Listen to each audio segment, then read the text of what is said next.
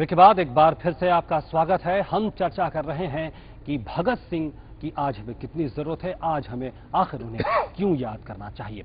तरुण जी, एक बड़ा पक्ष भगत सिंह का है उनका अपना अध्ययन, और पूरा वैचारिक आधार उन्होंने खड़ा किया, क्रांतिकारी आंदोलन को एक नया रूप दिया, और उसके अलावा भी जो धारा उस समय चल रही थी वो भी उनके विचारों से काफी हद तक प्रभावित हुई।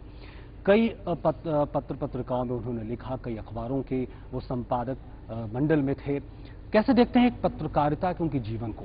इसमें दो एस्पेक्ट्स, इसमें दो पक्ष हैं उनके, कि क्या उन्होंने उन पत्रकारिता के जितने सारे टूल्स हैं जिनको हम कह सकते हैं उनका इस्तेमाल किया कितनी बखूबी से अपने विचारों के लिए, या एक पत्रकार के स्तर पे कहाँ रखते हैं वो?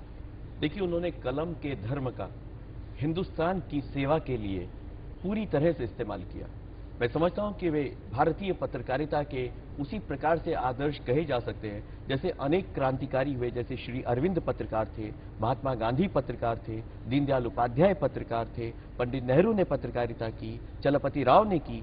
उस तरह के जो विचार हैं वे भगत सिंह ने एक मिशनरी पत्रकारिता, भारती की सेवा के लिए, और जैसे विश्व प्रेम पे उन्होंने लिखा, उन्होंने मजदूर किसानों की दुर्दशा पे लिखा, उन्होंने कामगारों के बारे में लिखा, उन्होंने वंदे मातरम पर लिखा, और वंदे मातरम गाते गाते वो चिट्ठी में भी अपने पिताजी को जब चिट्ठी लिखते थे तो अभिवादन में वंदे मातरम लिखते थे। तो उनका जो वैचारिक पक्ष है वह बहुत उज्जवल होकर पत्रकारिता के क्षेत्र में आया। मैं एक पंक्ति उनकी कोट करना चाहूंगा।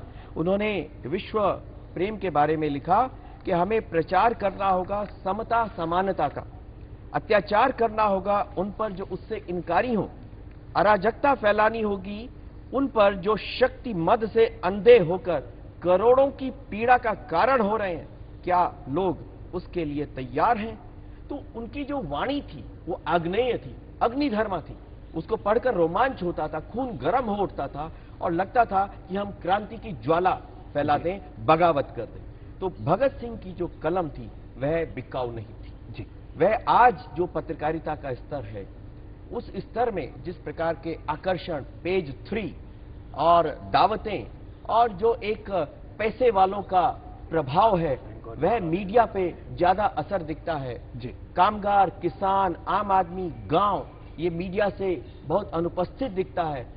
भगत सिंह उस मीडिया के पक्षधर थे कि जहां हिंदुस्तान का आम आदमी पहले पन्ने का अधिकारी होगा और जो भ्रष्ट घोटालेबाज होगा वो कूड़ेदान में जाएगा। जी तरुण जी, एक अगर देखें उनके कामों को देखें, उनके जो लेख हैं उन्होंने मूवमेंट पे लिखे, बब्बर अकाली मूवमेंट पे लिखे, काकोरी के कांड पे लिखा, दिल्ली बम पे के मामले पे लिखा, फूका विद्रोह पे लिखा। क्या लिखा आप जब पढ़ेंगे तो बाल खड़े हो जाते हैं। तरुण जी, राजशेखर जी आपसे जानना चाहूंगा कि उन्होंने अगर लिखा, इन चीजों पे फोकस किया, इन घटनाओं पे फोकस किया, तो उसके पीछे उनका क्या उद्देश्य था, या किन लोगों को बतलाना चाहते थे दरअसल? सबसे पहले भगत सिंह को जानने के लिए एक व्यापक दृष्टिकोण से देखना होगा। उनके घर परिवार का जो एक बैकग्राउंड है, जो संस्कार है, उनके चाचा किशन सिंह, पिता किशन सिंह, चाचा अजीत सिंह, सरदार स्वर्ण सिंह, ये सब गदर विद्रोह से आए थे।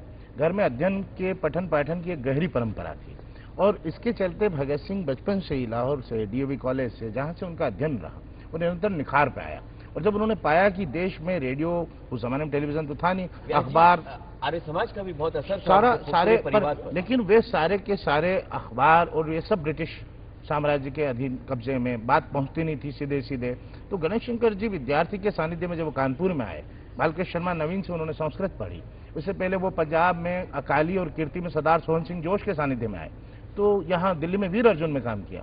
जिस तरह से भगत सिंह की पत्रकारिता का उद्भव है, उन्होंने अपने लेखनी को, अपने विचारों को, अपने आदर्श को, अपने विचारों को प्रकट करने का माध्यम बनाया। क्योंकि हमारी बात सुनी नहीं जा रही है, लोग उन्हें फासिस्ट, डकैत, आतंकवादी कहा करते थे। अंग्रेजों के जमाने में इस तरह के पोस्टर लगते थे, बैंक डकैत मान लिया जाता था, काकोरी डकैती के षड्यंत्र माने।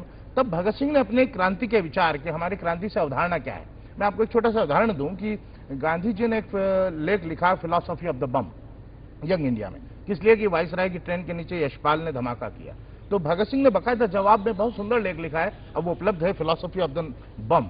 और उन्होंने philosophy of the non violence के सामने बकायदा एक तर्क दिया। जैसे इनकलाब जिंदाबाद का मजाक उड़ाते हुए मॉडर्न रिव्यू के एडिटर रामानंद चट्टोपाध्याय ने एक लेख लिखा कि क्या है इनकलाब। लेकिन मैं आपको एक नई बात कहना चाहता हूं, भारत की आजादी की लड़ाई में जाने अनजाने कहीं ना कहीं धर्म के साथ राजनीति का एक घोलमाल बहुत अनजाने में हो रहा था। मैं नहीं कहता कि लोकमान्य तिलक गणेश उत्सव मना क्यों रहे थे या लाला लाजपत राय क्या बसंत उत्सव कर रहे थे, लेकिन जाने अनजाने राजनीति में धर्म का एक घोलमाल हो रहा था। पहली बार भगत सिंह ने वंदे मातरम या हर हर महादेव से हटके इनकलाब जिंदाबाद का नारा दिया, जो मजहब से देश को बड़ा मानता था, मजहब को देश से बड़ा नहीं मानता। जी, एक जो महत्वपूर्ण बात, जी की इस बात से सहमत नहीं हूं कि वे वंदे मातरम को धर्म के साथ जोड़ रहे हैं। वंदे मातरम हमारी राष्ट्रीयता, राष्ट्रवाद और वंदे मातरम अंत तक भगत सिंह के अधरों पर छाया रहा, वंदे मातरम से कभी हटे नहीं। जी नहीं, मेरा ऐसे देखिए ये बहस, एक बात है, वंदे मातरम की बहस अपने आप में एक बड़ी बहस है, जैसे हमने लेकिन हमने शुरुआत में एक बात कही कि जैसे विवेकानंद को अगर हम वीएचपी या आरएसएस से देखें और भगत सिंह को हम सिर्फ मार्क्सवाद से देखें तो ये इन दोनों पूरे भगत सिंह नहीं हो अन्याय सकते, होगा। कभी भी पूरे भगत सिंह नहीं हो सकते हैं। हम उनके लेखों की चर्चा कर रहे हैं, उन्होंने जो काम किया है पत्रकारिता पर उसकी चर्चा कर रहे हैं। एक जैसे उन्होंने कहा कि गांधी जी के जो लेख था अहिंसा को लेकर उसके अगेंस्ट में उन्होंने बम का दर्शन, फिलॉसफी ऑफ बम लिखा। इन तरह के कामों को या जो उन्होंने अपनी नास्तिकता पे के सवालों का जवाब देते हुए लेख लिखा, तो एक ऐसे सवाल जो वो अपना दर्शन सामने रखते हैं, तो इस तरह के लेखों को, इस तरह के उनके पत्रकारीय कामों को कहाँ रख सकते हैं?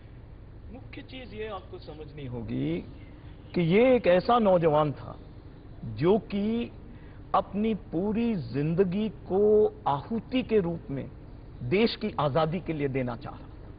पहली चीज ये है, अगर हम इसको भूल जाएं तो फिर जो सारा प्रक्रिया है उसके बाद की हम उसको भूलेंगे। और ये पहला भी नहीं था।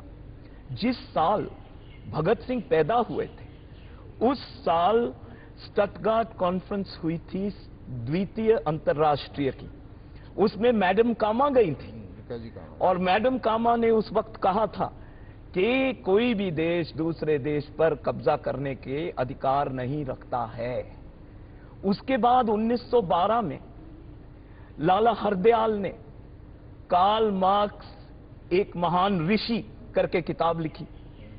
तो हम समझते हैं कि जिन लोगों का प्रभाव भगत सिंह पे था और खास तौर पे लाला लाजपत राय जो कि उनके काफी करीबी थे और जो मार्क्सवाद की किताबें हैं उनकी लाइब्रेरी में उन्होंने पढ़ी, तो लाला लाजपत राय ने यह कहा 31 जनवरी 1919 को, I have had no time to study socialism and I have not the courage to become a Bolshevik.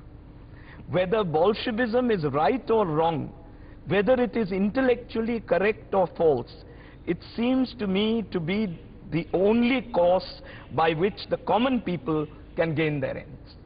तो उसके सामने तो यही था। लाला जी से उसने ये बात समझी और उसने वो अध्ययन किया कि फिर उसको ये नहीं कहना पड़ा कि मैंने पढ़ा। बड़ी महत्वपूर्ण बात आती है जो बहुत आवश्यक है यहाँ कहना। भगत सिंह के दर्शन और चिंतन में निरंतर जो वैज्ञानिक विकास आ रहा है उस पर ध्यान देना है। भगत सिंह भावुक लेखक और क्रांतिकारी की तरह जीवन शुरू करते हैं और भावुकता एक महान व्यक्ति के लक्षण में है। पार्लियामेंट में बम न फेंकता अगर वो भावुक न होता है, अगर ये सोचता कि मेरे बच्चों को कोई टिकट मिलेगा, कोई पेट्रोल पंप या गैस एजेंसी खुलेंगी, भावुक था। लेकिन उसके वैज्ञानिक विकास को ध्यान दीजिए, उसी ने लाला लाजपत राय के खिलाफ एक लेख लिखा, द लॉस्ट लीडर, खोया हुआ नेता। इसलिए लिखा कि लाला जी अपनी विचारधारा से भटक रहे थे। और अगर भगत सिंह की चर्चा को आगे बढ़ाएं तो एक बड़ी बात ये नजर आती है कि भगत सिंह का आंदोलन उनके साथ ही जुड़े हुए थे, चाहे वो चंद्रशेखर आजाद हो, राजगुरु हो, बटुकेश्वर दत्त हो या सुखदेव हो। एक पूरा आंदोलन उन्होंने खड़ा किया और उनकी संस्था ने एक महत्वपूर्ण भूमिका निभाई पूरे आंदोलन, आजादी के आंदोलन में। तरुण जी, इस पे हम चर्चा करेंगे, खासकर कि उनके साथियों की भूमिका उनके साथ किस तरह से रही। यहाँ पे ले लेते हैं एक छोटा सा ब्रेक के बाद इस चर्चा को आगे बढ़ाएंगे।